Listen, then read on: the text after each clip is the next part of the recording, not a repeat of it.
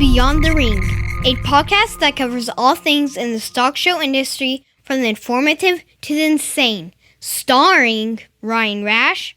People talk about you because they lost the privilege of talking to you. And Dale Hummel. I like Waffle House. Now on with the show. Welcome to Beyond the Ring. This is Dale Hummel, along with co-star Ryan Rash. Hello, hello, hello. Ryan, it's been a big week. I enjoyed seeing you in Louisville. I don't want to talk about Louisville.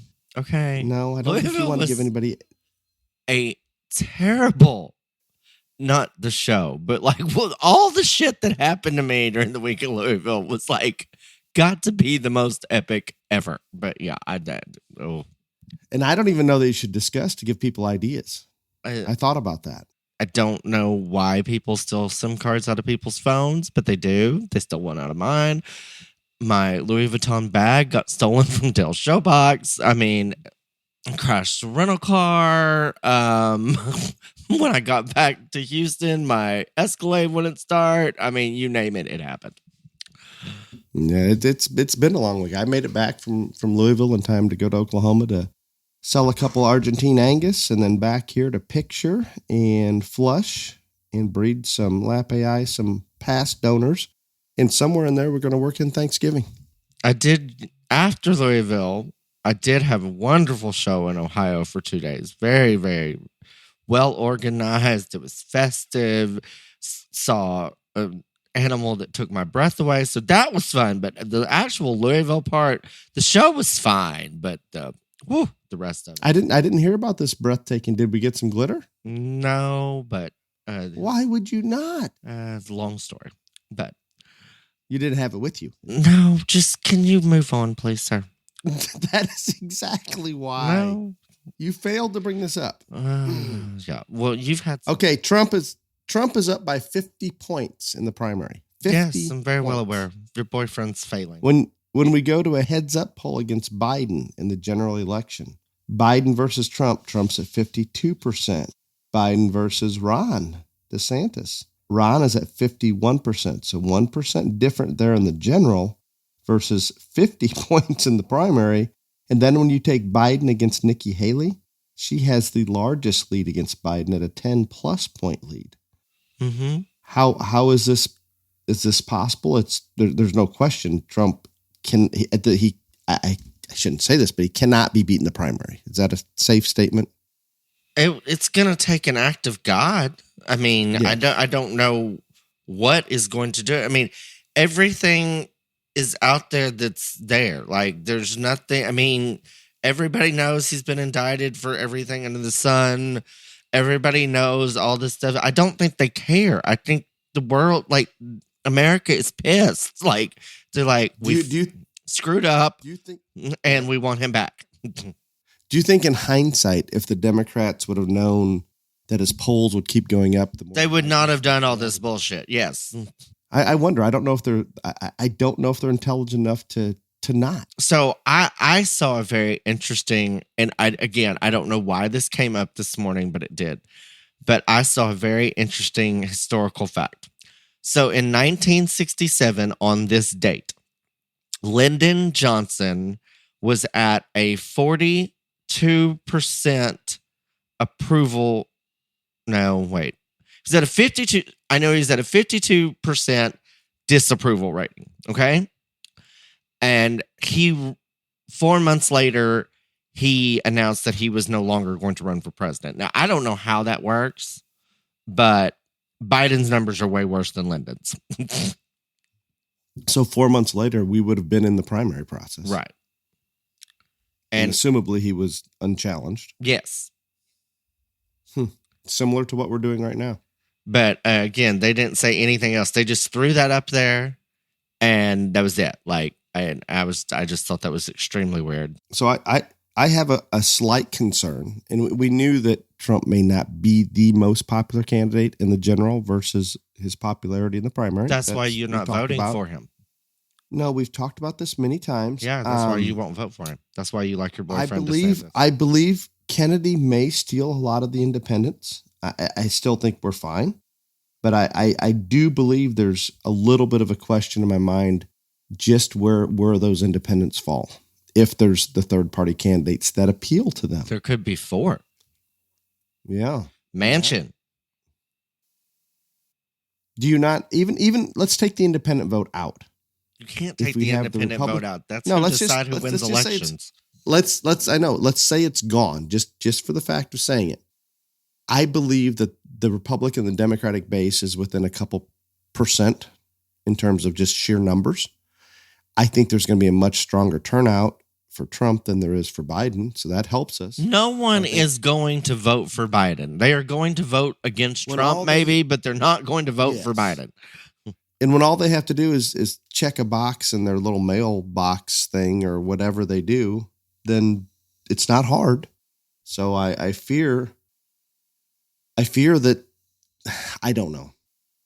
You're right. The independent vote's going to make it. I believe we have a slight advantage going into the independent vote. I do not believe. I think that the Democrats truly thought that if they did this would put the nail in his coffin, and it's done nothing but rile everybody up. And I think they are in big trouble. And I think they know they're in trouble and they don't know how to get out of it. And it's just a hot ass mess. There's only one way out. One way out. And if they haven't figured that out, great. Which I still think it's very interesting that next week, and this is all Hannity. This isn't the Democrats. Hannity is going to have DeSantis and Newsom debate each other. And he's using this as like red state governor versus blue state governor or whatever. But why would Newsom even agree to do this? Period.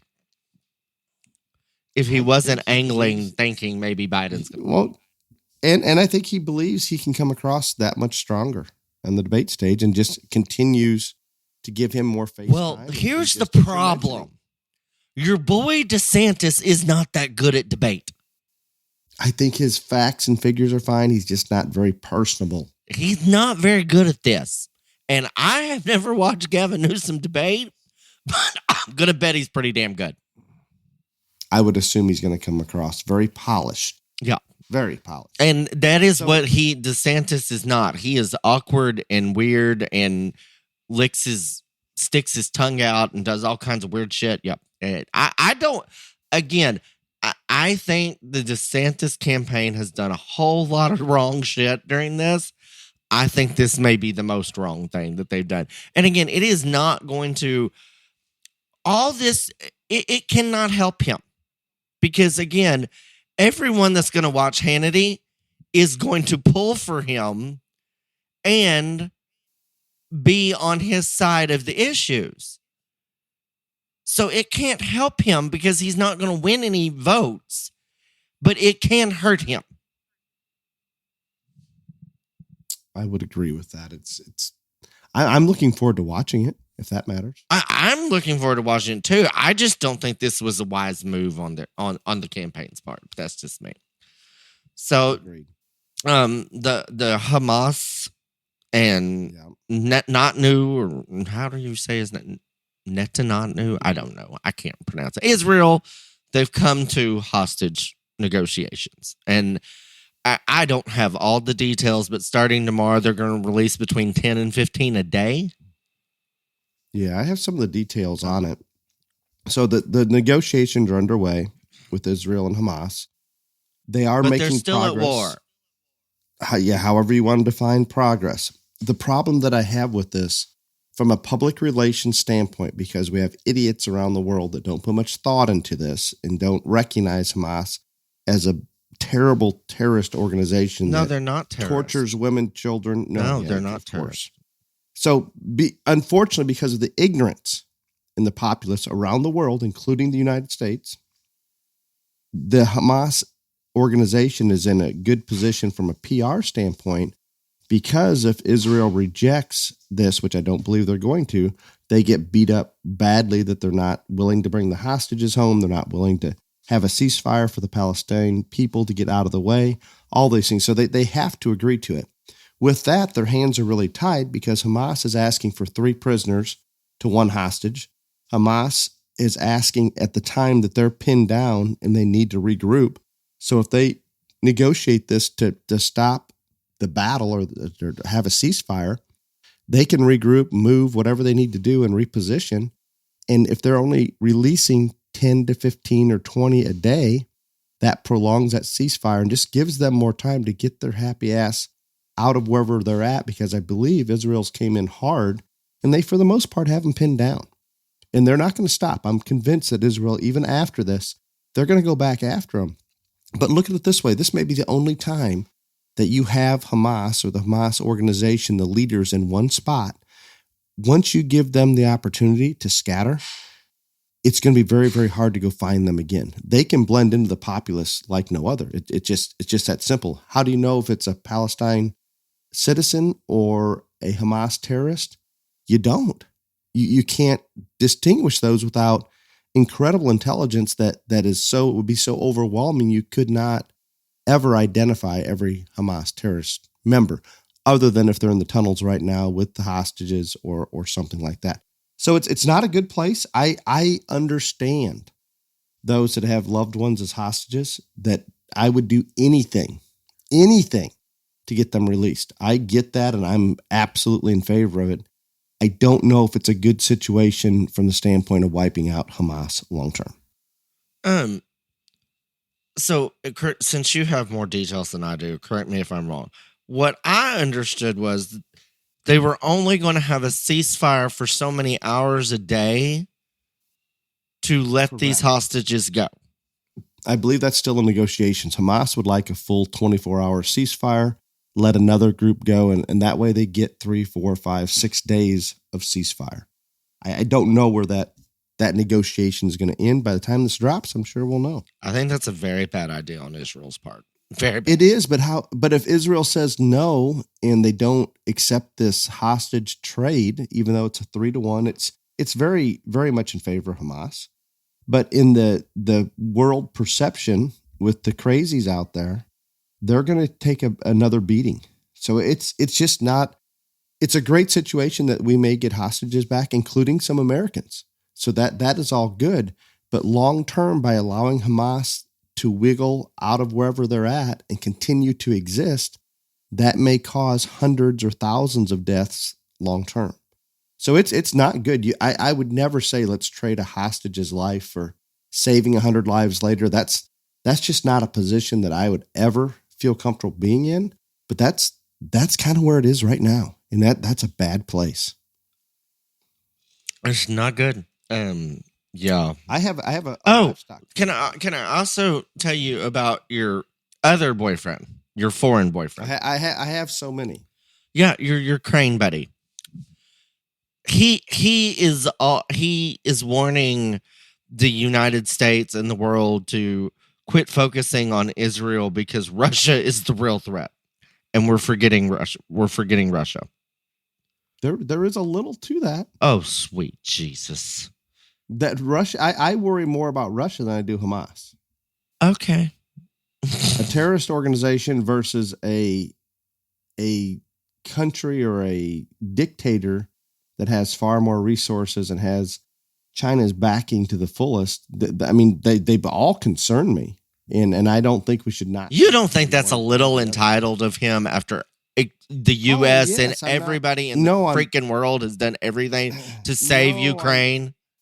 No, that is not where I'm going. I'm just making the statement that we do need to still be concerned about Russia, and more so, you know who. Yeah, well, he doesn't care about China. He doesn't believe China's a threat, so he's just worried about Russia. But so no, I'm not saying you have the most self-righteous, egotistical boyfriends I have ever met. Like we have given more than I can ever imagine, and I don't know if it's right or wrong. I don't like my tax dollars going there. I don't like how far in debt we are. I don't like a lot of things that are happening, but we have to do something to somehow fight back against Russia and China. And I brought this up last week, but I think I was a little bit incoherent, maybe a little sick, not thinking as clearly. Maybe. But we are at war with China, and if you don't believe that, you've lost your mind. They are under an aggressive cyber attack every single day, more than we've ever seen in the history of anything. We're just not fighting them with conventional weapons. They're doing everything within their power, from cyber warfare to spying on us with their damn balloons, to infiltrating through our southern border and putting people in key positions to gather as much intel. I saw something on the news in California. There was a Chinese nationalist with a biolab that had several, I don't even remember which viruses they were, but deadly. And they're operating right in our country with the CCC support. So how is this even possible? It's possible because we have Joe Biden at the head of the White House allowing anything to come to this. There's nothing difficult. We could close the border today and we're going to feel these ramifications for decades. We can't reverse that at this point. We're going to have to fight as hard as we can to root those people out and get them out of the country, put them in jail, hang them. I don't care what we do with them.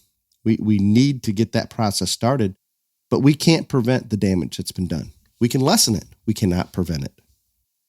Okay, what was your livestock one? I just had to talk to you about your boyfriend. And this is more of a, I guess I have a question and answer maybe, or a point to bring out. Jesus Christ. We could do a whole topic on this. So, and we've seen this, and Ryan has done this. I have done this. You see it every once in a while. In lamb and goat shows, we oftentimes pull 5 and talk those top 5 on the microphone. And when we get down to those top 5, sometimes we'll ask those exhibitors to get off the brace and let them stand more naturally. I mean, some exhibitors can still control that head and keep them looking good. But in general, when we jump off that brace, these showmen are so good, we can evaluate those animals better. We think we can do it on the move, but when goats don't cooperate and they don't move, it's hard. But when you back off and just put them on the chain or the halter, we can see things, separate things much, much easier. And I've seen a lot of people do it, and it's great. But I did see this at Louisville this year, and it was consistent every single class, and it was done for more than just a couple seconds. But actually, let's stand out there and study these animals in a natural pose, I guess you could say. I'm all for a good showman getting those things stuck and bringing them together. I think it's good to see both, and I think it does probably separate the livestock a little bit better. I know sometimes when we've got that showman that's got one propped up, everything's good, maybe doesn't cooperate the best in the walk, so you give it a little bit of a pass. You go over to the backdrop area and it's just standing there on the halter, and you think, oh shit, this one maybe doesn't hold together quite as well as I would like. But I just wanted to bring that up. I like that. I like that concept. I saw it too, and I do it when I judge, and I think I think it's a real easy way, especially in, like you said, in goats. Because I think in almost every other species, you can really differentiate the differences on them when they move, because most of those animals move very well, or they at least in terms of control, cooperative. Yes. Goats, they do not. And so I think it is extremely difficult sometimes when half the goats aren't moving and the ones that will move are having to be stopped because the one in front of them won't move. It is hard to see some of those differences. And so when you just have the exhibitors hold them and don't have them, have them locked in, I think it's real easy to figure out the differences on them. And so again, now every time I do, what I was very proud of is I did not see any of the parents going insane when this was happening. Every time I do this at shows, you would think that I have shot someone and the parents go crazy. But yeah, I didn't see any of that there. I didn't even hear anything. Everybody seemed okay with it. And I'm not trying to take away from one's showmanship ability. We need to value that as well. And I think that's going to get you there. But at that point, when we're trying to decide on that class winner, it's probably good to get every look that you can to make sure we're getting the right animal there. So I'm all good with it. Ryan, what do you have for us in terms of BTR JLA news? We're getting close to the end of the year. Do you have the final points tabulated yet? The final points aren't over till December 31st, you weirdo. There's not many shows left. You would be so wrong, sir. So wrong. And there's a triple point show left in the Arizona National. So yeah, whatever. Yes, that one will make some changes on it. you people may not show in December up north, you Yankees.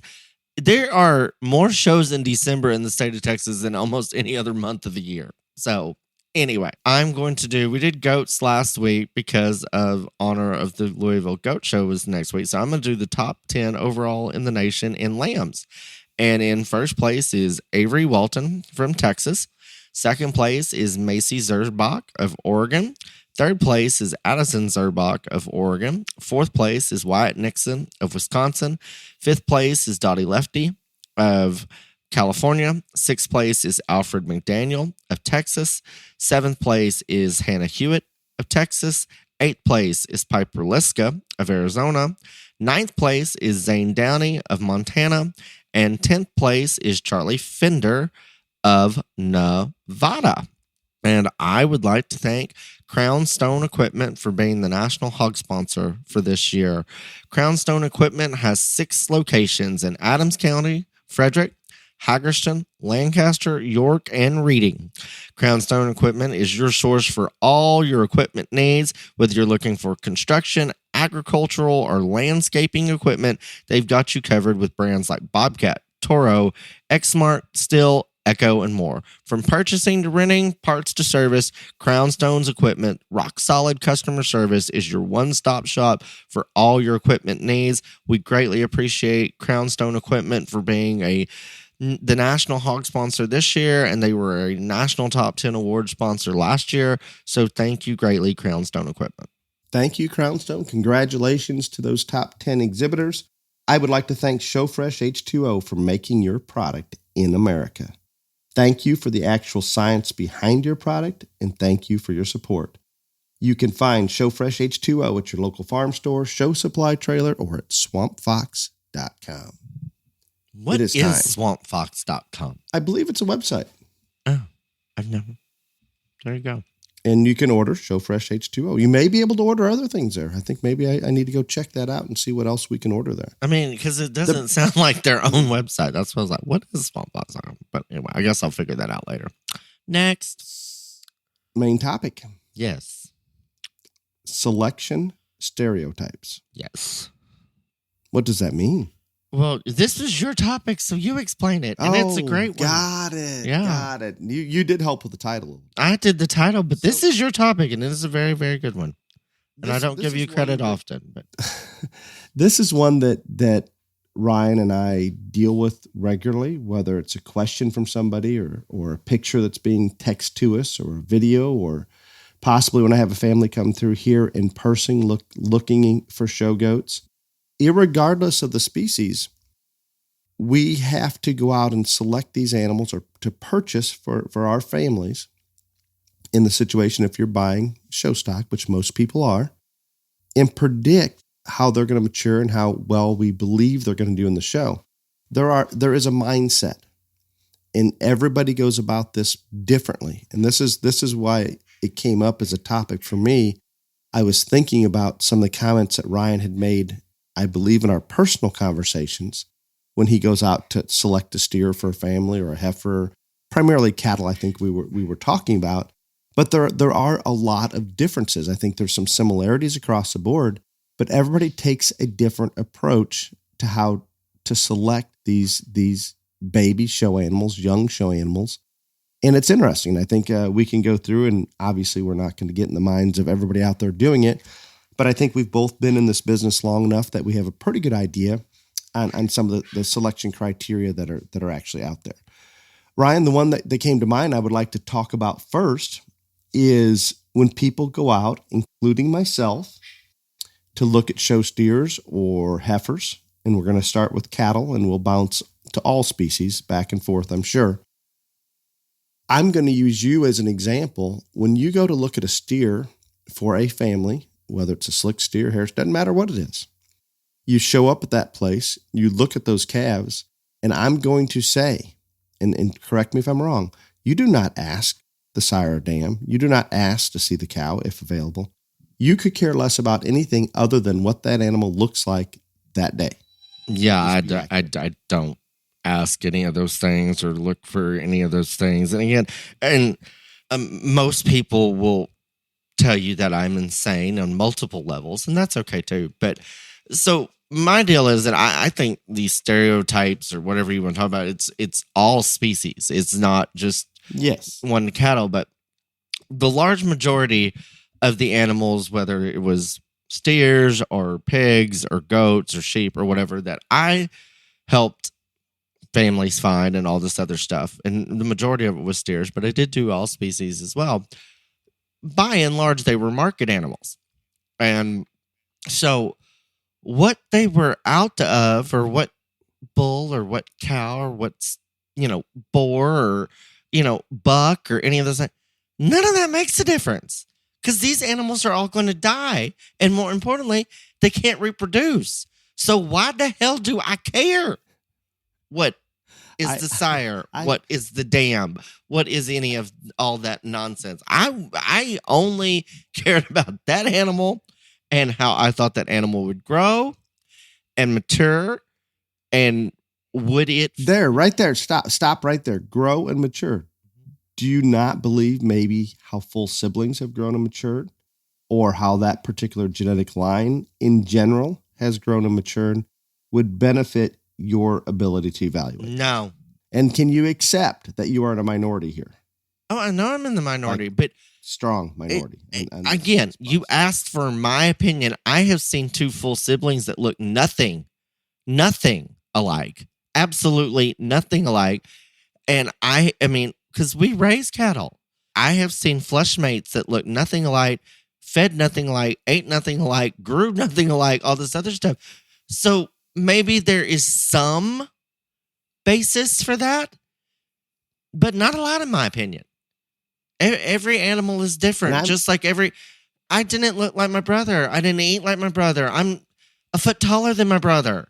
And again, on a common sense level, it just does not make a great deal of value to me on that, because I just don't see a lot of information in there. Because again, if every full sibling looked very identical, they would. More times than not, they don't.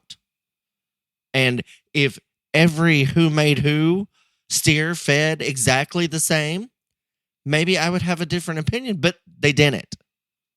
So, yes, for my opinion, there it is. I like this, and I don't, and again, I never want to give you credit, especially on things like this. I think because 95% of the population out there buying show stock, even market show stock, is going to take in consideration that genetic line, that sire, it's probably that more sibling. than that. But yeah, I'm not.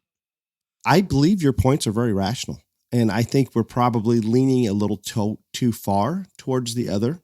And you know what? I don't want to offend people.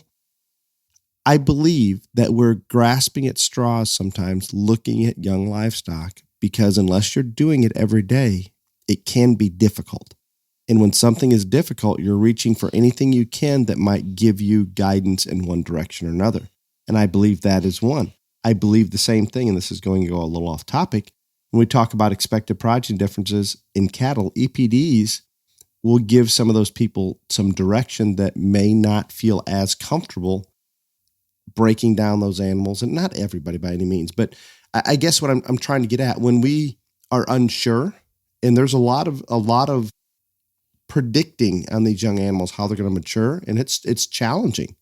Anytime that we're not completely comfortable, okay, this one is going to look exactly like this at the Houston Livestock Show and Rodeo. We can't predict that all the time. We just can't. No matter how good you are at it, it's difficult.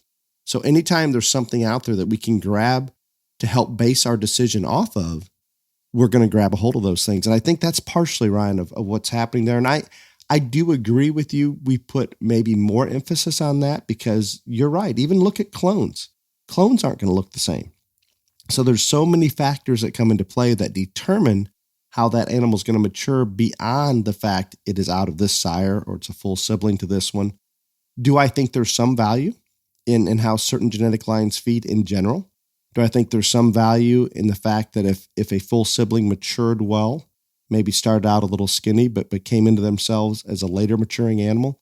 Yeah, I think there's value in that. And I'm always going to use all the information possible to help determine or make that decision. Now, will I put as much emphasis on how a full sibling matured compared to somebody else? Probably not.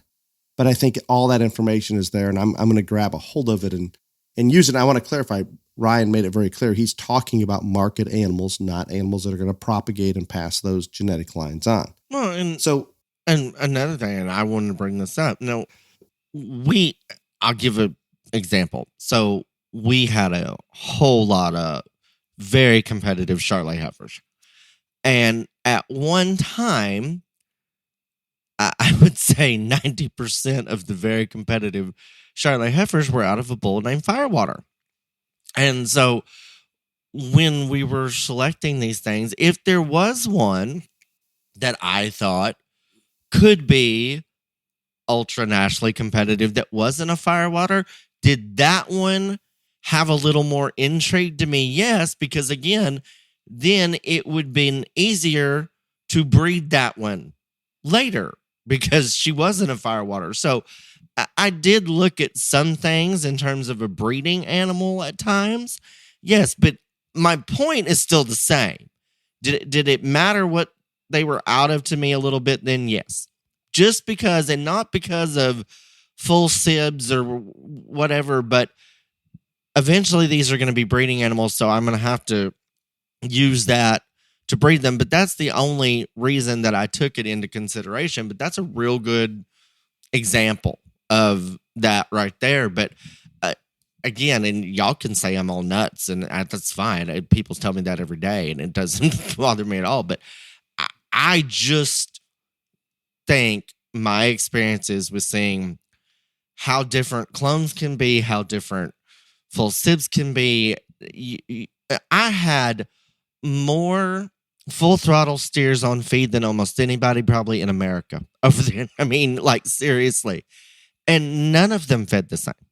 None of them. So again, we talk about, and this is a topic I want to do in the very near future, is about everything revolves around genetics and environment.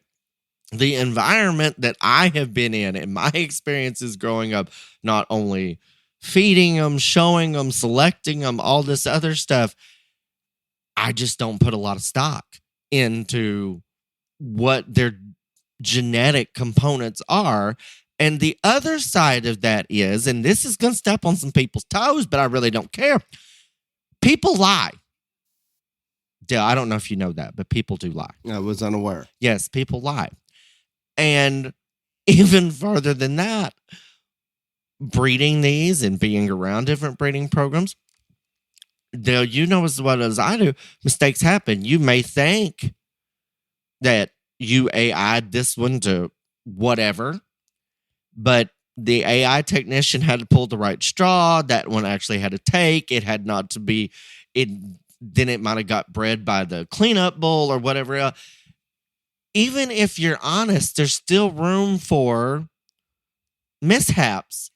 So the breeder telling the person that's buying it that it's an XYZ, and then the XYZ person selling it to another person saying it's this, and then me going to that person because that's the third person that's owned this animal. Yeah, there is room for honest mistakes in terms of you really believe this is something, but maybe the cleanup bull got it or something else. And then people do lie because just like we're going to talk about, and maybe this is a great segue into that, if you have the hot, popular, winningest bull, steer bull, or buck and goats, or whatever else, because that one supposedly has sired many champions, then people are willing to pay more money for one that is out of that. Would you agree with that, Dale? I would agree completely. And when money comes into play, when it's that family's livelihood, it makes it difficult. As I've stated many times, people with financial stress will do things then when they normally would not because of providing for their family. So yes, sometimes things get a lot out of whack, and it's not ideal by any means. And I want to clarify, Ryan, I'm going to go backwards and we're going to jump right back into this. If you were to walk into a pen of club calves, steer prospects, and there's a calf in there that you thought was clearly the best that you had in mind for a given client, for a given show, for a given judge at that show, it does not matter to you if you've never heard anything in that one's pedigree whatsoever. Nope. Never heard of him before, period. Nope. Yes, I want to make that clear because I don't know if our listeners completely comprehend that. No, they won't. You are not even going to ask who it's out of. No, I'm not going to. I'm not, because I don't care. I just want to make that clear, and I'm not opposed to this. I'm not going to argue this at all. No, I'm not going to ask because I don't care. And I'm going to give you another example of this. So a lot of times, I mean, every week, not every day, but every week, someone will say, "Hey, that one that you used to win the hog show in Indiana last weekend, what was that of?" I don't know. You didn't ask? Nope. Why? Because I don't care. Should have won the show. I mean, Daddy James has a fit every single week. I come home and he'll ask me what steer won or whatever, and I'll tell him, what is that? I don't know. I didn't ask. I don't care. So there you go. I love it. So I want to bring a breeder's perspective onto that. So we obviously use different bucks or different bulls in our Angus cattle operation. There is no question that there are certain bucks and certain bulls that are going to sire that group of animals that are more marketable, that may lean one direction or another. There's no question in my mind that certain genetic lines are going to do what I want them to do better than others. So from that perspective, yes. However, that does cancel out a little bit when Ryan comes in to look at a group, because he's looking for those elite ones anyway, and it's probably out of one of those that the breeder intended to make the better stock out of. So there's no question that I don't think Ryan or I are trying to say that certain bulls don't outsire others for what we want, or bucks or boars or whatever. Nothing like that.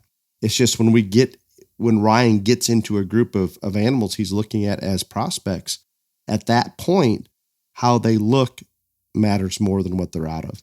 As a breeder, we have to guide ourselves to those genetic combinations that are going to make exactly what Ryan walks into the pen and wants to grab a hold of and purchase. So there's a lot. It gets a little bit cloudy, but I think there's some good information here. Very, very good information here. Ryan, you were taking us down another path. Help me out here. Which direction were you going? We're talking about how that one of the things that people use on selection is what they're out of. Because again, back when heat wave was hot, heat wave steers were more expensive than other ones and all this other stuff. And I just find this, again, I am not blaming anyone for ever, either breeding to the popular buck, bull, boar, etc., because that's going to increase value in their stuff. I get it. I understand it. I do it. But I don't understand the concept when you're going to select one of people. Oh, well, that one is, like when Styles in the Angus deal, that one's the Styles. So that one, of course, is the latest, greatest, the best, all this other stuff. It may not be.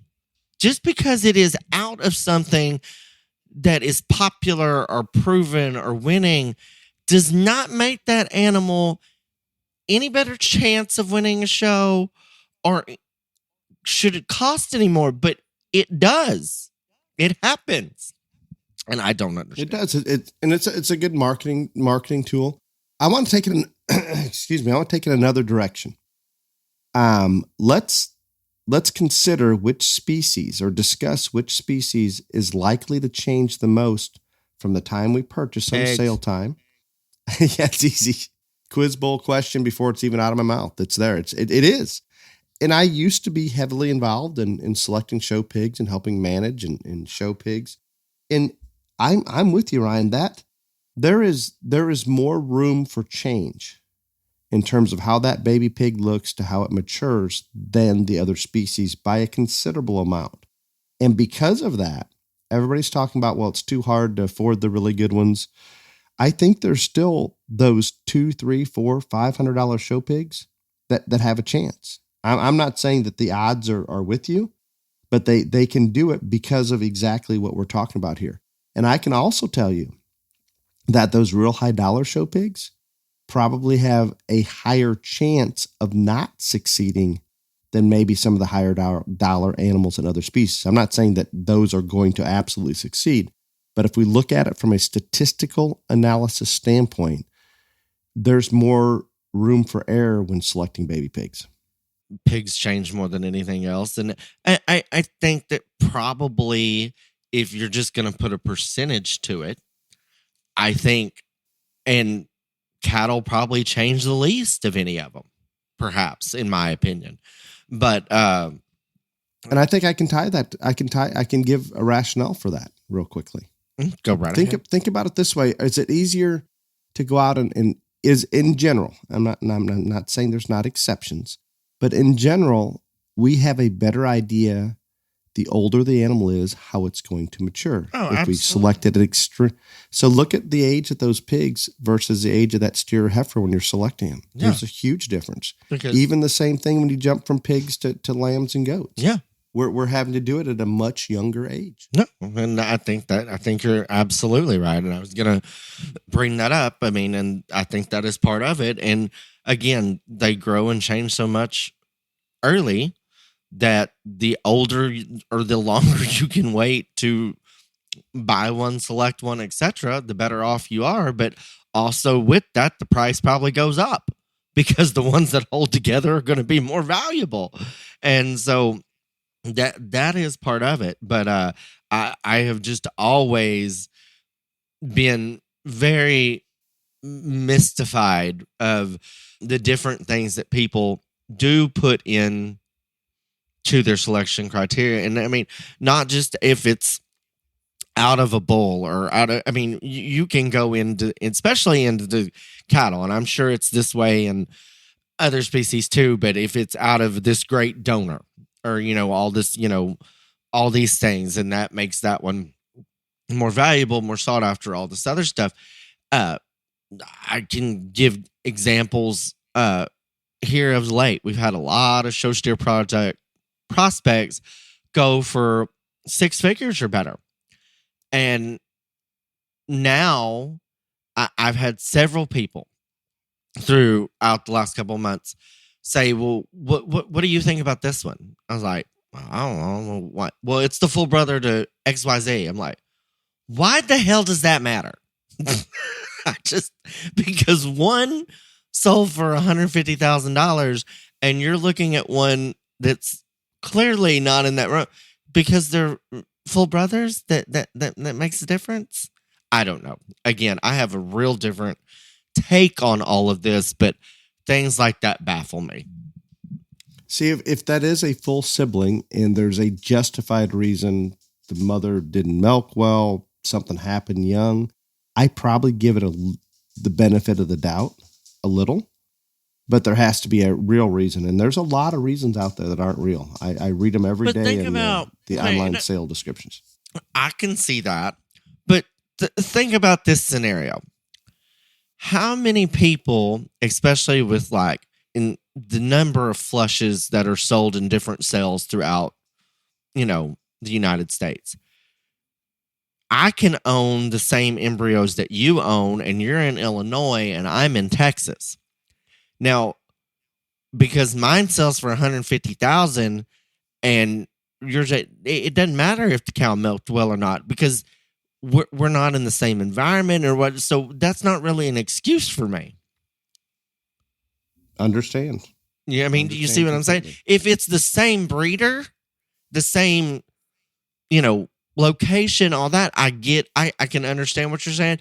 But I'm talking when animals aren't even in the same state, but are full sibs. And that does happen these days. And so, again, it does. What about, I'm going to take it, and I'm sure you had in mind to go there at some point. I get the question, and not necessarily the question. I watch clients or families that want to buy show animals. One family will come in and let's use goats as an example. That's what I'm seeing the most of. That family will want that mature market look right then, right there in that baby. The next one will come in and they want a little skinnier one. They're trying to project a little future growth. Ryan, I'm gonna pose it to you across species. What direction do we need? A little skinnier one as a baby? Do we need a little greener one? Do we want that mature look and maybe a little bloomy already? Where do you want to be? So I think that depends a lot on your ability to feed. And that's not a real good answer, but that's true. But I think that's truth. And what are your goals? If you want to go out and you buy this thing this week, and in 3 weeks you want to go to a show and you want to like turn some heads and win some banners, you're probably going to need the one that's ready then, that is bloomy or is broke, is, all those things, further along, more mature, all that other stuff. And that's what a lot of people want to do. They want to win from the first show on. And the whole concept of I'm going to buy the one that's going to win from the first time we take him out to win to the very last show, that's what we all want to do. Unfortunately, that's very hard to do these days because, again, it is so much more competitive now than it ever been. The one that wins every show, very hard to find in any species now. No, they happen on occasion, but they do. But I mean, it's becoming fewer. It is fewer than it's ever been, I think, is the thing. If you are someone that is more ready looking towards the end game, whether it's a breeding or market animal, but you're more concerned about the big shows further down the road, all that other stuff, you're probably willing to take a chance on one that's a little greener, a little skinnier, got more gas in the tank, all this other stuff. And then again, if you are an exceptional feeder, I think that you're open to everything, because if you're an exceptional feeder, you can take that one that's more mature and further along and go out and win some of those shows early. And then you know how to hold that one at the appropriate time, at the appropriate level, to where you don't wreck that one, but you can coast that one back so they don't continue on too far. Or you can take the young, green, skinny one that people are like, oh my God, that thing is like death warmed over, Ethiopian child, whatever. And you can see the good in that animal, and you know that you can feed that one. And then in 6 months, they're going to be like, where'd you get that animal? Like, well, you saw him at so-and-so's place. No, that's not him. And I'm telling you, I've been there. I have been in this. No, you're lying. That's not that animal. No, well, yeah, it is. And so I think that part of it, and sadly, I don't think enough people take those factors into consideration in their selection. How good a feeder are you? What is more important to you? Is it more important that you go out and win a lot early? Or is it more important to have this one show in mind, whether it's the county fair, state fair, major show, and win that one? I don't know how much of that thought process goes into selection, that every family that goes out and does it, but I think regardless, it should probably be more. Absolutely. And Ryan, you nailed that one. I mean, exactly what's going on out there. And I think that leads us into, it's hard for a lot of people out there to gain access or knowledge on how to feed. And I think the most important thing, and I'm going to simplify this a bit, I believe it's not as difficult as what it's held up there to be on a pedestal. I think because there's limited information out there and maybe not a lot of people willing to sit down and explain it to you. But if you have a basic understanding of animal nutrition or human nutrition, any type of nutrition, if you have the basic concepts there on how to increase energy, increase protein, decrease energy, decrease protein, whatever you want to do, how important getting water into that animal is in terms of increasing intake or forages in a ruminant, just a basic understanding there, you're going to have a lot more success in adjusting how you feed that animal than listening to what I call the show talk or the barn talk, because A, B, and C fed this, and D and E drenched this, and all of those things.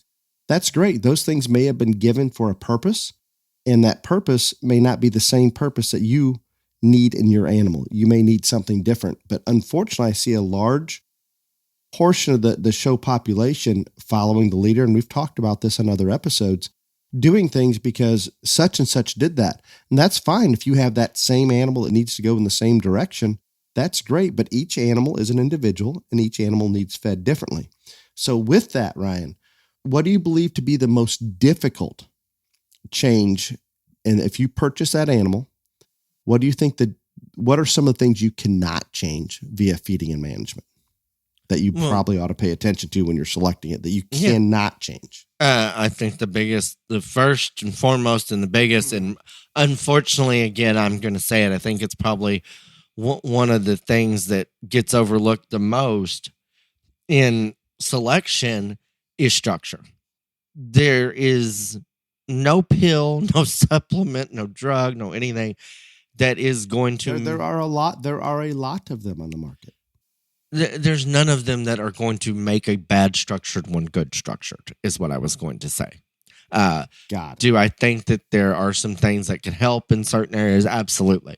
But I don't think there is anything out there that can make a poor structured animal acceptable in terms of structure. And so there's this trend right now going on, and I don't mind this at all, and I don't want anybody to think that I am talking bad about this, but especially in the sheep and goats, an exhibitor will come up either after class or after show and be like, what can I do to make my animal better? Which I think is an awesome question. And I appreciate the fact that they come up and ask it because they're wanting to learn. Unfortunately, a lot of those times, my answer has to be, well, there's nothing you can do. Because the animal they're asking me about, the structure is not good enough on that one. And I can't fix it. Like I can, and again, I can give you a perfect example of this past weekend at this show I judged in Ohio. There was a steer that I absolutely thought was cool and beautiful and all these things. Everything was like spot on, okay? And again, these are baby steers and snap, crackled, and pop pasterns every single step, which is probably one of my two biggest pet peeves. And as cool and as much as I admired that animal, I could not get past that. And I just said on the mic, I love everything about this calf and I despise his pasterns. Because again, that is something in my experiences and never been able to fix it. And it only gets worse with weight, age, and maturity. And so going back to this, I think we think, especially if you're looking at market animals, that one, he'll be good enough structured.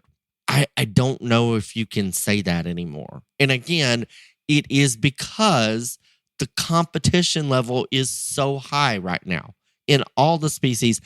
I don't think that you can ever start out saying, you know what, that one is good enough here. And so I think structure is probably the most overlooked thing because there is no feeding management or magic potion that can make a poor or average structured animal be good enough structured, in my opinion. Extremely well put. And there's no question that we better have that basic skeletal build and ability to move and function there, because it's going to be, you're going to change that less than anything else. You can take one that's pretty good structured and feed a little too hard on the amino acid side or protein side. Yeah, you can make a good structured one bad. Yes, you can go that way, but it, as Ryan put, it's very difficult to go the other way. When we used to, and there's still plenty of them out there, when I was working with pig families and we had one that's a little straight fronted, we can do things management wise and the environment to try to stretch those ligaments out and get them a little better. And I want you to understand a little. We can make minor changes there. I think when Ryan talked about the snap, crackle, and pop pasterns, it gets me so bad when I'm looking at calves. When I see that, it just grabs a hold of me. And a lot of times they're on really good animals.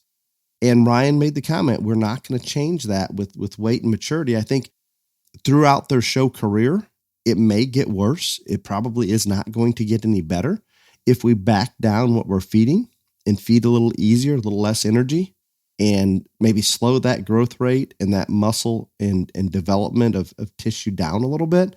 I think we can help it. And the interesting thing to me is, as much as I despise it on those show animals, by the time they're 2-3-year-old cows, we just don't see it because we've stopped the growth and we've given those animals time. We've kicked them out and they're actually moving and they're stretching those ligaments and tendons out and they're okay. But guess what? To be able to do that in a young growing animal that has that problem is near impossible. I'm not saying that some people can't get lucky and help it out a little bit here, but it's hard. Same thing. We got a bad top line. We have a steep hip, whatever. The neck ties out really low coming out of the shoulder. Those are things that you're not going to fix a lot of it. Hair's going to help in some of the species, obviously, but for the most part, we not only skeletal build, but Ryan, I think we can even use, and I use this term maybe in my mind, I know exactly what I'm defining, but just quality is something that if they don't have a whole lot of it as a baby, they're probably not going to have it later in life. And when I say that, I'm talking about the skeletal integrity, those show ring aspects that really appeal when they throw that head up and they're able to just go and bring that arrogance to the ring. Those things usually don't feed into them as well. And I think we can take the other side of it, that in most livestock, for sure in hogs, for sure in cattle, depending on what is legally allowed to be used in terms of beta agonists with our Paline or Zolpaterol, we can change the level of muscling. We can change how thick they are by putting a little more fat on them. We can smooth things out by feeding a little more energy and putting that fat on there. There's a lot of things we can do in terms of muscle and finish with the feeding. That can change. So that skinny one that's built well, or even that mature one that's built well, I think we can adjust the feeding, as Ryan talked about earlier, and make those things work. That bad structured one, there just isn't. And Ryan, I hear that same question at the backdrop. What can I do? Don't you feel terrible telling those kids, well, unfortunately, there isn't anything? No, and again, I don't want to bash on that trend because I appreciate the kids wanting to learn and wanting to do better, wanting to improve. But again, more times than not, if I'm going to be honest with that child or that parent, then I just have to tell them, well, there's not much you can do because problem with your animal is a structural one and there's no fix for that. But I think you touched on something that I want to bring up. I was going to bring up, and I'm glad you touched on it. So we're talking about selection stereotypes or what to select for, all this other stuff. So you just said that depending on what is legal, that you can change muscle in feeding and exercise and all this, and you can. And so a lot of times when I'm judging any species, but most importantly, or more times than not, I say this in pig shows a lot.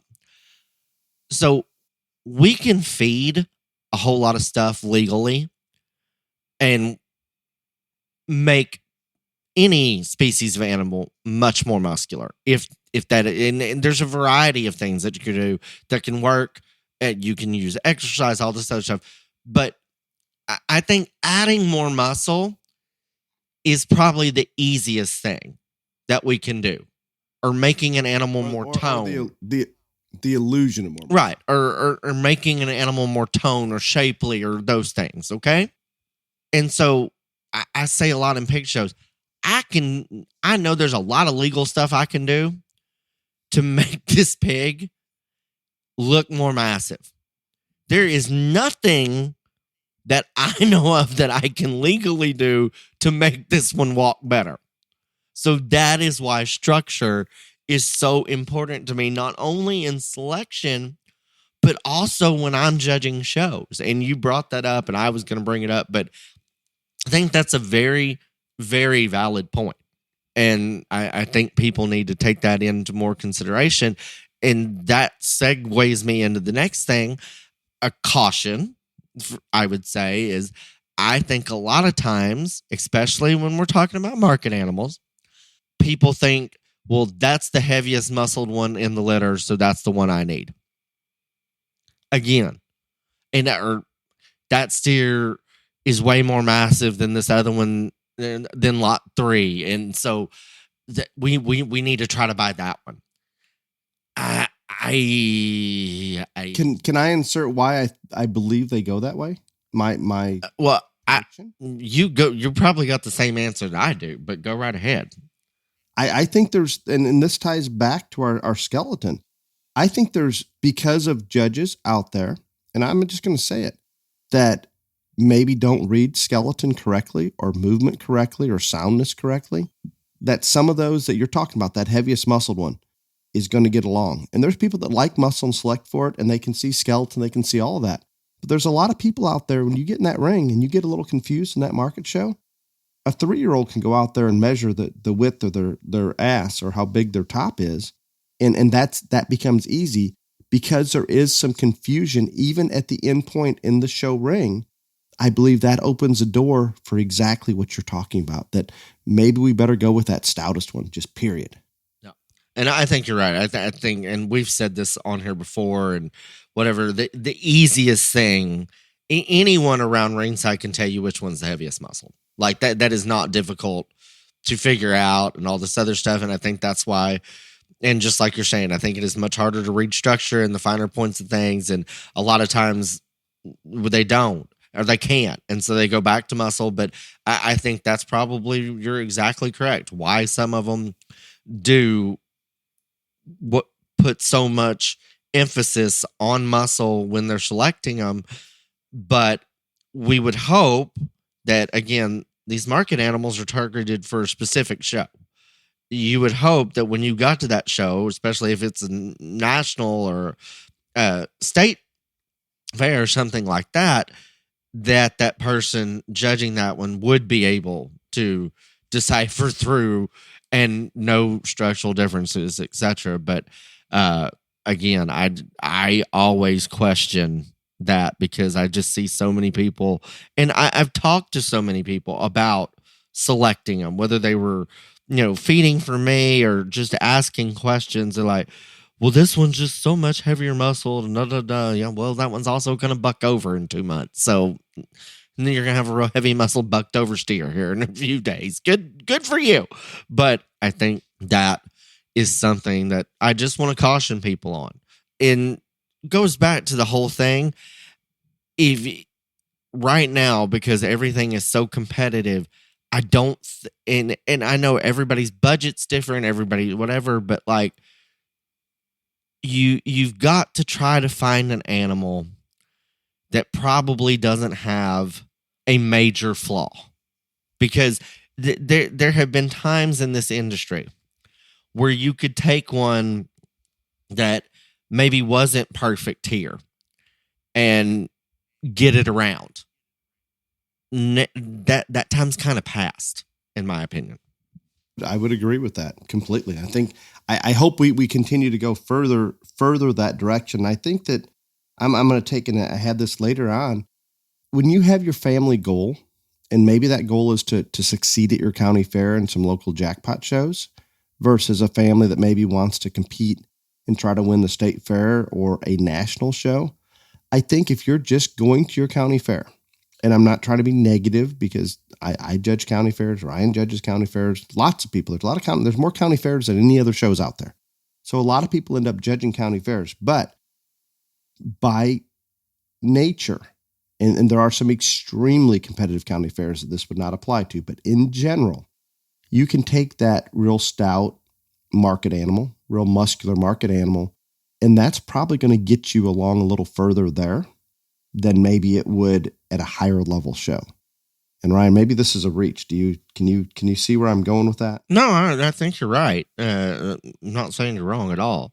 I just also think that, again, we are in the county fair level. If that is what you're at, and that's what your goal is, then there are some things there that you can take into consideration. And again, in market shows, regardless, I don't think it's right, but in market shows, regardless, I think muscle is always going to probably play a bigger factor than what it needs to. And just like we said earlier, because everybody can identify it. Everybody knows which one's the heaviest muscle. It doesn't take a lot of skill or a good eye to figure that out. And so that's why it's always going to be a big factor in all of this. And it's kind of I mean, I'm not going to say that I agree with it or think it's right, and I wish it could change, but I don't think it probably can't. No, I would agree completely on that. So this comes down to when we're looking at these, maybe I'm going to simplify this too much, but looking at young show stock, there's a lot of families out there selecting that are going to just migrate towards a muscle. And to try to summarize the other side of it, there's going to be some that are strictly looking for quality. And quality can be defined in many different ways. So I apologize for that. But those are the two categories. When I see people come through and work with different families, those, if I had to categorize and narrow down to two, that's kind of where it comes into play. And I think that also comes into play if we're just going to the county show. Selecting just for a little more muscle might be fine. But if you're trying to win a national level show or be competitive, you probably better look at the whole picture and the quality and that skeletal integrity and some of that show ring presence. I mean, you just have to have it all. And I can't emphasize it any different than that. Ryan, there's another one that I want to talk about, and we did a little bit when we talked about hair or no hair. We have people that we have our fall-born goats that'll be selling here after the first of the year, and many people will be selling then, and it's cold out, and sometimes we're leaving hair. Some breeders are leaving hair on them to picture and sell online versus slicking these wethers off. Sometimes we'll see slick steers that are still in hair that are meant to go to a slick show. Everybody tells me how they can read through hair. I can promise you in these little sale goats, and in Craig and I are living this in a basically daily when we bring those babies over from the kidding barn, put them into our show/sale facility for a couple of weeks before we peel the hair off and put them up for sale. We know good from bad. I'm not saying that we can't tell differences, but within that elite group, I could not tell you which one's going to slick off the best. You just can't imagine how much they're going to change, how much they're going to open up in their chest floor, how much they're going to change in terms of how that top line ties together, how that hip loin is. We can get a hold of them and handle them. But until we bring that hair off, it's really, really hard. I used to tell people I'd love to buy cattle on the wash rack. And I still adhere to that when I'm trying to breed cattle and make them better. If I'm just looking at a market animal that is obviously not going to breed, that is a terminal animal for a show, I think you're better off looking at that animal as it will be presented at that national show. And if that's a steer and hair, then we need to look at that calf. Let's go ahead and pimp him out, clip him up, because guess what? That's what the judge is going to see. He may look totally different in the wash rack, but the judge isn't going to be in the wash rack. I take the other side of, if I'm looking at breeding animals, I want to see it all. I'd love to see him slicked all the way down or wet or whatever that is. But the same thing with these show goats or show lambs. We can fit that hair on a wether, fit it like a doe or maybe a buck, how we would present a buck to promote them. We can carve anything into them. And I promise you, in a picture, a video, you have no idea what's underneath there. Even in person, it's going to throw your ability to evaluate that animal off. So as babies, I encourage you, depending on what your goal is, and we're talking primarily market animals here, don't be afraid. If you go to that trader's house for steers, it's okay that they've clipped them up and blown them out and made them presentable similar to what they would in a show. It's okay. I promise you're going to do a better job selecting them than if they're running out there in a muddy lot, long-haired, haven't been clipped, haven't been washed. I promise you it's harder for the average individual to select that one and to envision what it's going to look like in the show ring than if you're in a pen of them that are all clipped up. I'm not trying to make excuses. I'm not trying to say that we should just select for hair, anything like that. I'm just trying to help you get to that end goal. And looking at them in the similar manner or presentation that they will be at a national show is probably going to benefit more of you than not.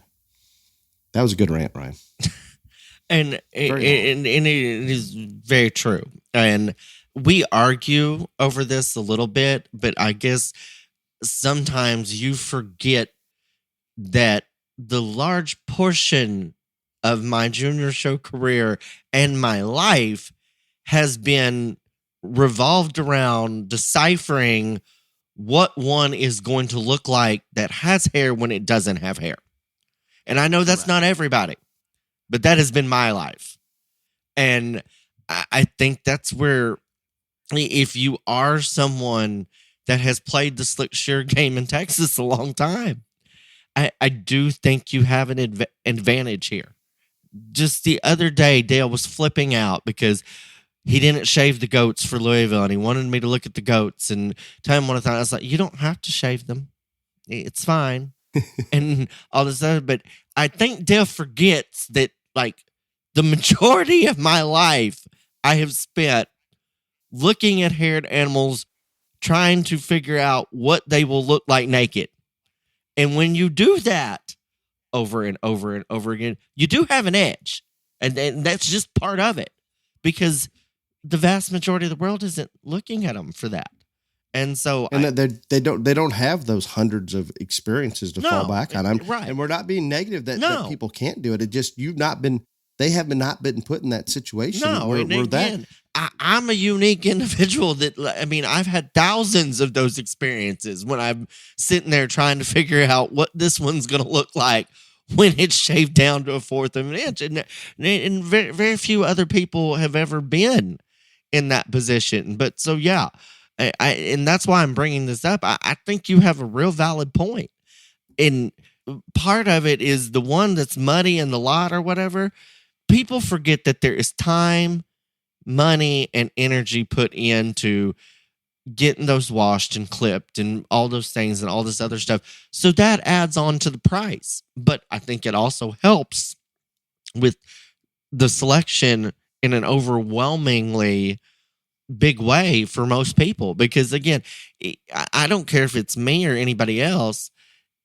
It is much easier to tell what one clean and fluffed up and all this other stuff looks like compared to one that's standing 6 inches deep in mud. And I've done the 6 inches deep in mud just as much as I have tied in a show barn under fans. So, but it is, and that's part of it. But people want to talk about how much things cost and all this other stuff.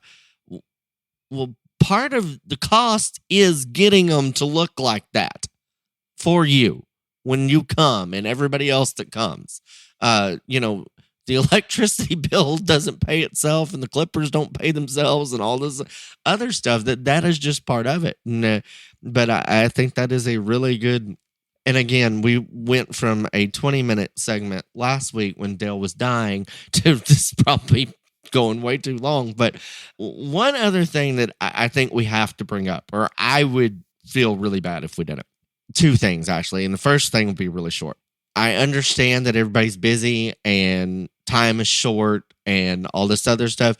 If you can see the animal in person, do that. That's first and foremost. If you can see the animal in person, do it. You will be leaps and bounds above all the other stuff. Should have said that at the beginning on the selection stereotype thing of it all. The other thing is, and Dale will probably chime in on this, and he's got a lot of experience with it. The one thing that I want to caution people about is now there is an overwhelming number of online sales. But even in live auctions and private treaty, I see this happen too much. So whether you have your numbers on an online sale or at an auction, or you're at somebody's house and you pick two, why is it, Dale, that when we see this one going for more money, even though we've got two that we like, why are we like, oh, we need the one that's going for more money? Why is that? Please explain it to me. It's human nature. It's how our brain works. Even though we looked at them, and here's two of them that we believe to be very similar, or I'm on the phone, or on the same quality. These are the two we like. Yes. And one's at 50,000 and the other one's at 15. And we're like, oh God, we got to have the $50,000 one. So I may be on the phone with somebody that hasn't been here. I said, I'd like these two equally as much. They're very similar. And it may be a 15 and a 50,000 or whatever the numbers are, one significantly more than the other one. I believe it is human nature because somebody is given that animal validation by spending more money or bidding more money on it. We lean to assume that is better. I think I've used on here that the analogy of one of the things that we have in our cat business. If the highest priced Savannah cat that we have on our website, if we have somebody that money is not, there's plenty of disposable income, they are going to lean towards that most expensive one every single time. And in the Savannah cat world, there are shows, we don't partake in them, but it's personal preference. There are Savannah kitty cat shows. There are cat shows in general that they can show at, but we're getting off topic. Back to this. Why are we not showing at the Pussycat show? No, because you get diseases, you bring them back, and have to bother with biosecurity goes by. It's terrible. We just don't do it. Oh, not something we're going to do. This. No, we're not changing this. We have had cats that we have sold that have gone out and done very well, but we have not personally taken any out. We're going to show at the Pussycat shows. Maybe 2 cat shows in my entire life, and I do not want to go to anymore. We're going. I'm done. We're going. No, there's very crazy cat people there. Exactly. We are going. Very terrible. You would fit in you would enjoy it too much. Exactly. Too much. I want to go. Okay, back to that. That happens, guys. And maybe it's because we designated one as lot 1 and the other one's lot 3, that lot 1 must be better. And there's a lot of things that play into it, but human nature and the way the brain works pushes us that way. We value the validation of others, and that solidifies our opinion. If I'm on the phone and they don't know me that well, why I must be trying to talk them into something lesser just because it's less expensive. When in all reality, I'm trying to give you what I believe is a much better value. I'm not saying that the expensive one is better or lesser. I think they're very similar. The other one is equally as good and much, much less expensive, which in my mind makes that animal a much, much better value. So it is hard, and it happens all the time. Once an animal gets to a certain level, especially with online auctions, it gets the attention of a lot of people, and they'll click on that site and think, wow, I probably need that one. If I have a senior daughter or son and I want to make a run at it, and we have saved up some money, this must be the one because everybody's bidding on it, or there's people that have a lot of faith in it. I'm not saying that one may not be good. It could be the best one, but take a deep breath and don't just go that way because it's priced that way. I talked to many FFA kids that come through here for the tours that Ryan so kindly jumped in and helped us one day. And I used the example with all of them that if we're going to Walmart and buying bottled vitamins, here's a real fancy bottle with a high price tag on it. Here's a more generic looking bottle with a lesser price. If I want to buy the better vitamin, I'm going to buy the more expensive one. That's human nature. Even though I'm pretty aware they're probably the same or made in the same factory and are exactly the same in terms of what they're going to do for my body, human nature pushes you that way. With that, Ryan, those are good, and I've enjoyed everything that you've talked about in here. This was I don't even care if there's any listeners that sit down to listen to this. I've enjoyed this episode, but I have a couple more things I'm going to add to it, and I'm gonna pose it as a question to you. Let's call it shag. Let's call it leg hair. Let's call it fuzzy ears. Some of the indicators of maybe where hair is going to be on these animals is the new bone. We hear all these judges talking about bone. Is the new bone just primarily hair? I think a lot of it, unfortunately, the answer is yes. Probably that way. Yes. And again, not because I'm going to go back to, and I'm not saying that I am smarter or sharper than anybody else. Yes, you are. You are saying that. No, I'm not. I'm saying that my experiences, yes, I can, because I've had to all these years. We have to shave it off in Texas. So yes, I can. I just can't even envision clipping the leg of a calf down to the hock or below or wherever you have to clip. It's very hard for me. The whole thing. I don't think they would even, I do not believe the steer would like that. And he does not. They do not. But again, my experience is when they're sitting there with 6 inches of leg hair, you've got to figure out what's underneath there. And there are ways to do it. if you've done it enough. Yes, but you put them on the wash rack. Yeah, but you can't do that when you're out judging a show, Dale. Got it. Is what I'm saying. Okay. I think so. Yeah, I think that the hair and the wool and the shag, yeah, all of that is great. But I think a lot of judges would be very disappointed if they saw these animals on the wash rack in that aspect, and they'd be like, oh shit, that one really wasn't big bone. That was just a real good fit job, or that one had real shaggy legs, or, all this other stuff. I think there would be a lot more of that than what you think there would be. Absolutely. And to be clear, I am not opposed to that leg hair, and I'm not opposed to judges even using it as a huge advantage, because it changes the dynamic in that ring presence. That's all good. I think use those things and talk about this as really a dynamic, big-legged animal, or however you want to talk about it, that adds to its presentation. But I would be careful, maybe not labeling it as bone on the microphone. Is that fair enough? Yeah, I think that's exactly right. And again, I don't want anybody in any species to have to slick shear anything like we do steers in Texas. I like the big shaggy-legged sheep and goats, and even the hogs now. I like it all. I want it all. I think everybody should get that. But I think that what you just said right there, maybe talk about, maybe just don't label it as bone on the microphone. Probably a wise idea. I mean, I don't even, I talk about feature more than anything else, because again, it is a feature, and so, and I'm not even opposed to calling it big legs or big feet. Any of that, you can call it a lot of things. I would just avoid using the term bone with that, because a lot of times it may not be accurate. A couple things I wanted to bring up that I forgot. Little bitty thing. This goes back many years. When we're selecting show prospects or sale animals, I can remember when going out and looking at baby pigs, and obviously this needs to be done in person, but there was something that we flunked baby pigs on very quickly. Just totally crossed them off the list if this didn't happen. If there was a group that we thought looked the part, if I would take that pig pipe or that whip or whatever we had available, a broom, and hold that out there so they have to lift their head up above their shoulder, and if they could lift that head and neck up naturally without struggling, without shaking in the front end and or bucking over and almost falling forward, that's probably a pretty good sign that shoulder and that knee is set back correctly. And just very, very simple. When you require a pig to lift its head up, you're gonna see exactly what that front end structure is like. And maybe too simple, but just something I thought I would throw out there. But many different things out there, guys, and there is no magic method of selecting young show stock. The best thing that I can tell you is find that breeder that you trust, find that broker that's done it a lot, or somebody that's had a lot of experience.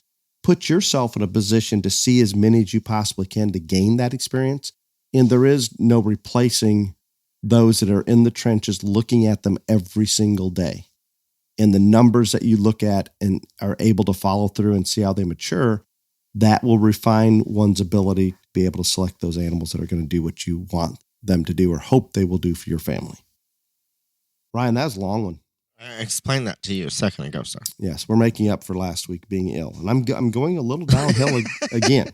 And I apologize for that. I did not know if I apologize. I wasn't doing well last week at Louisville. I was sick. He almost died. I'll say it. I was sick, so it was very short, and I apologize. He had the new China Rona. I remember I told you about this lab in California? Maybe that's where the damn thing came from. The new Chinese. I think that's where it was. Lab. Don't assume they're not throwing shit at us all the time. They targeted you. They targeted probably. You. Remember we had Clifton look up how many hits we're getting on our website from China, and it's far too many. Can we not block that somehow? That'd be good. I don't think so, but do you have a sponsor for question and answer? Yes. And I actually shout out to Tiffany Leonard. I got to meet her this weekend and her wonderful son in Ohio at the show. First time I got to meet them in person.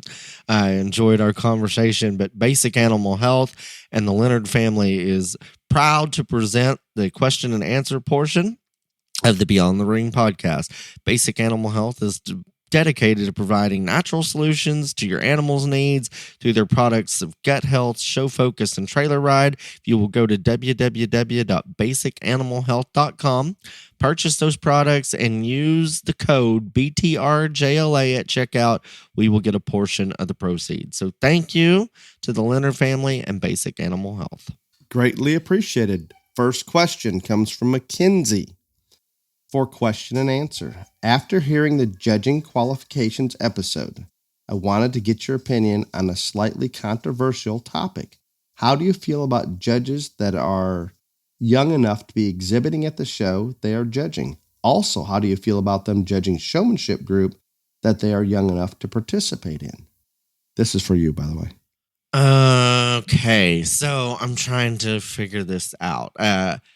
I'm going to answer this question under an assumption. So I'm assuming she is talking about kids that are like 18, 19, 20, 21 that are probably judging shows, and yet they could still be eligible to show at those, because that would be the only thing that I am aware of. I personally do not have a problem with it if it is at a jackpot level or something like that. Everybody's got to get their feet wet somewhere. Now, I think when you're probably that young, you need to have a little more experience before you step into something like a state fair or something like that. But at a jackpot level, I really don't have a problem with it, because, again, they are out of high school. Most of those kids are probably going through the junior and senior college collegiate process at universities. And a lot of times those kids get recommended because people ask. We've talked about that. And so I don't have a big issue with that as long as it's on a jackpot level. I judged shows at that age. So I'm not going to be a hypocrite and say I didn't. And again, it was mostly showmanship, but I did it and I never had any problems and I enjoyed it. So that's where I'm at on that.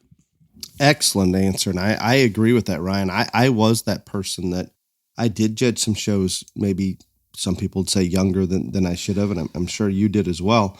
And in some situations, and I agree with Ryan, you don't need to take a 18, 19, 20-year-old, even 21 at these national shows or something. Just an experience level isn't there yet.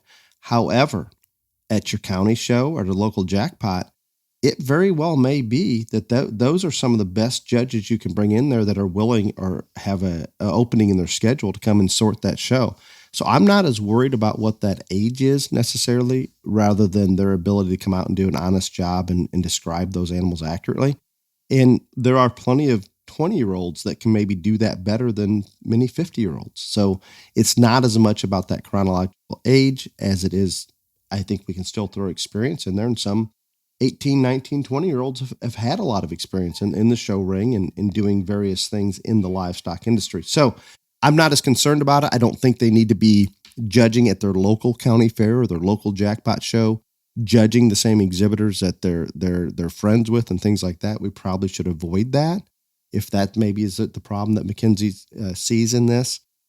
But no, I think we're okay. I think it's maybe sensitive for some, but I think we can keep an open mind. And if they do a good job, nothing wrong with doing such.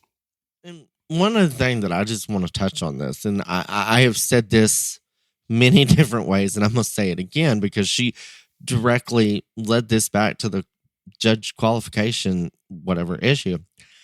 I do not believe that any judge should be selected based on their age, their sex, color of their skin, sexual orientation, any of that stuff. It really bothers me that we're at a point in the, well, because so-and-so is XYZ, maybe we need to let them judge or something like that. You need to pick the qualified people, regardless of who they are or what they are, the people that do a good job, want to do a good job, regardless of age, regardless if they're man, woman, all this other stuff, regardless if I'm gay or not. I don't want to judge a show because I'm gay. I do not want to ever get to judge one because of that. And I don't think I have, but I'm just saying, pick the people that competent, do honest jobs, and want to be out there. That's what we should select more for on. And I understand what she's saying. I get it. But the only way that you're ever going to get enough experience to be competent when you get that big job at a state fair or national show is by doing a lot of them. And so I say have at it. Agreed completely. Perfect. Second question. Hey, Dale and Ryan, big fan of the podcast. I just listened to your most recent episode on county fair mentality. This question has been laying in the inbox for a little while, Ryan. I apologize. Just noticed that as I was reading it, by the way. Sometimes I miss them. You mentioned that you'll be talking about specific rules being put in place for families that excel at a high level. I wanted to get your thoughts on certain county fairs enforcing a rule where if you win grand champion in a specific species, you are not allowed to show that species the next year. My stepsister grew up in Montgomery County Fair, and to this day, Montgomery County Fair is probably the largest paying county fair in Texas. Animals go for crazy amount of money. And so when you won a species, you would have to sit out of that species for a year, but you could show any other species. I do not have a problem with that. I am conditioned different because I am from Texas. When you win a Texas major show in a species, you are done. You cannot show that species again. You win steer show, you can show a hog, a chicken, or whatever, but you can't show steer. So I am conditioned differently that, again, my environment has allowed me to be more acceptable to this. So it doesn't bother me. I understand.